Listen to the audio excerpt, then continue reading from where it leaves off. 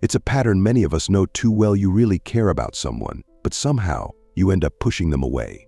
It's like a tug of war between wanting connection and the overwhelming urge to create distance. You don't mean to push them away, but something inside makes you feel like you have to. This struggle is more common than you think, and it's often tied to a deeper emotional pattern that many people don't fully understand. It's confusing, isn't it?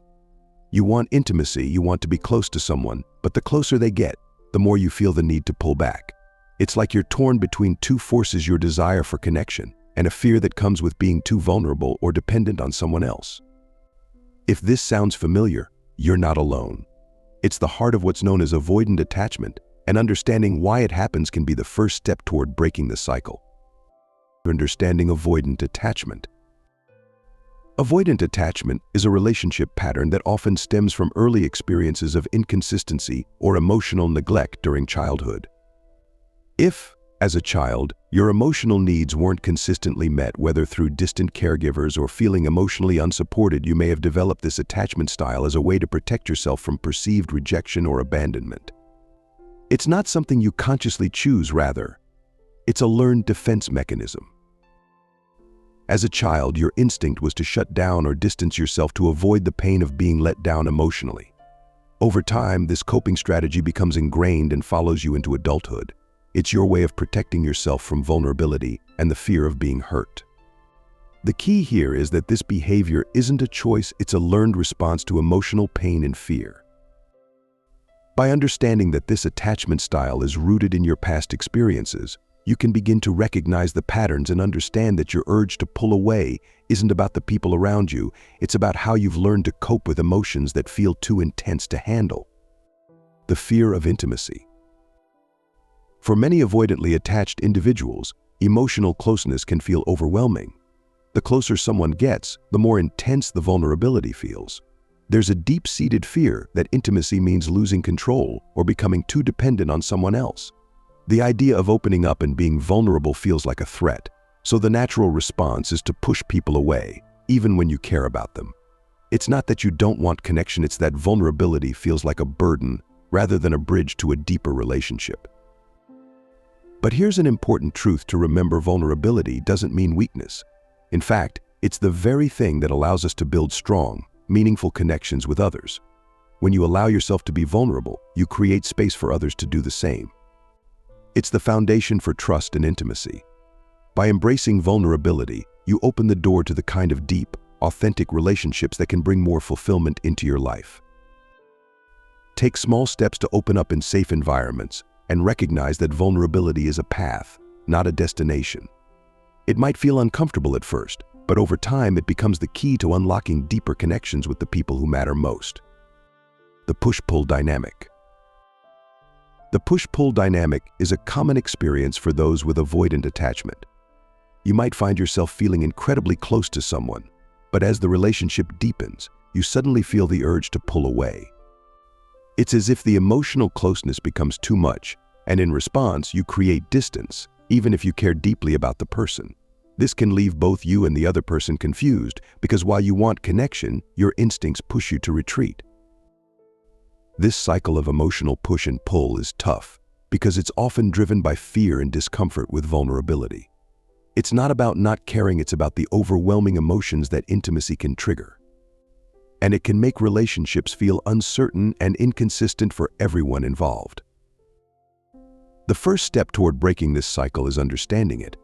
Once you recognize the push-pull dynamic, you can begin to manage your emotions more consciously.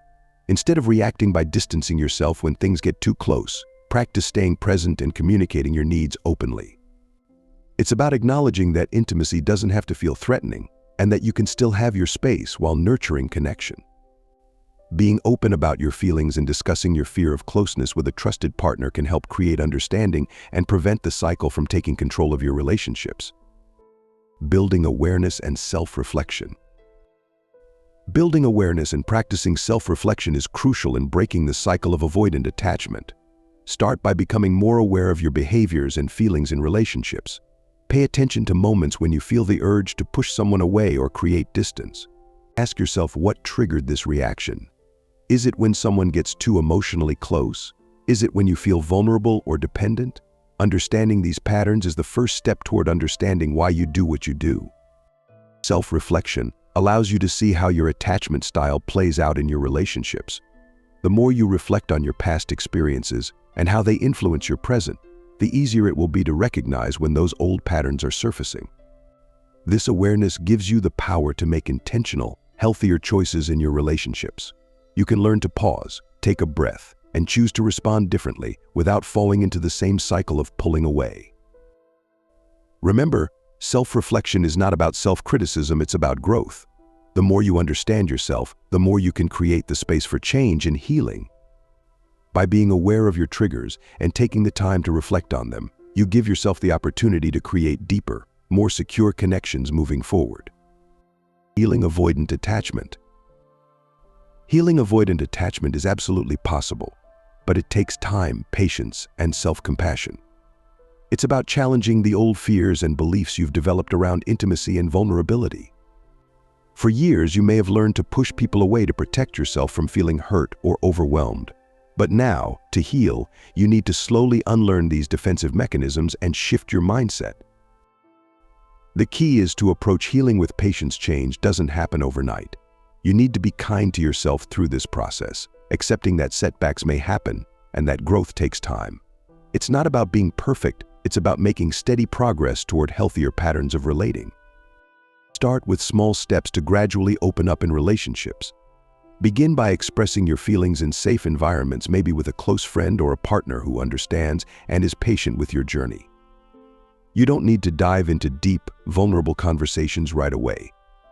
Instead, try sharing something small about your day or how you're feeling emotionally. The more you practice, the easier it becomes. Also, build trust slowly. Trust doesn't need to be rushed. Take your time to feel secure in your connections and let intimacy develop naturally over time. Remember, the goal isn't to force vulnerability, it's about creating a safe space for it to grow, one small step at a time. As you take these steps, you'll begin to heal, and you'll find that intimacy becomes less of a fear and more of a source of strength. You can build healthier relationships. Healing and growth are possible, no matter how entrenched you feel in the patterns of avoidant attachment. With awareness, effort, and a genuine willingness to change, you have the power to transform your relationships. You can learn to embrace intimacy without fear and form connections that are healthier, more fulfilling, and deeply meaningful. You don't have to stay stuck in the same cycles. With time, you can rewrite your relationship story. By taking small steps to open up, to be vulnerable, and to communicate more openly, you'll find that intimacy becomes less of a threat and more of a source of strength. You have everything you need to create the kind of relationships you deserve, ones that honor both your needs and the needs of others. Trust yourself and your ability to change. You're not defined by your past attachments, you are empowered to build something better for your future. The more you embrace vulnerability and intimacy, the richer your relationships will become. It all starts with the choice to heal, and you are fully capable of doing just that. If you're ready to break free from old patterns and build deeper, more meaningful connections, start today. Take one small step, whether it's reflecting on your past experiences, having an open conversation with someone you trust, or simply being kind to yourself as you work through your emotions. Healing takes time, but with patience and persistence, you can transform your relationships. Don't wait for the perfect moment. The time to start healing and growing is now. Embrace the power of vulnerability, challenge your fears, and create the connections you deserve. Your journey to healthier relationships begins with one small step, and you have everything you need to succeed. Take that step today.